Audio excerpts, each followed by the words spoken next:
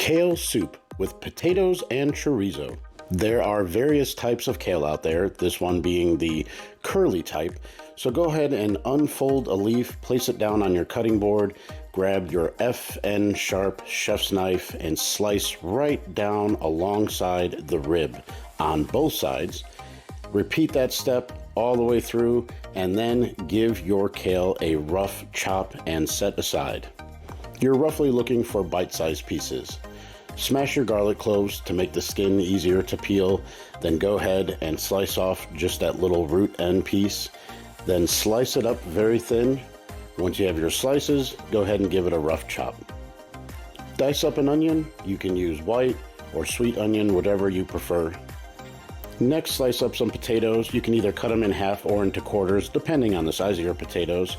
Into a pan, brown up some of your favorite sausage. I'm using chorizo. After that's browned, add in your onion and garlic and saute until translucent into a stock pot with some chicken stock. Then in with your browned sausage and your onions and garlic. Then add your potatoes into the pot. Bring it up to a boil. Add in a touch of cream. Add your kale and simmer on low for at least 20 minutes. And there you have it. Enjoy.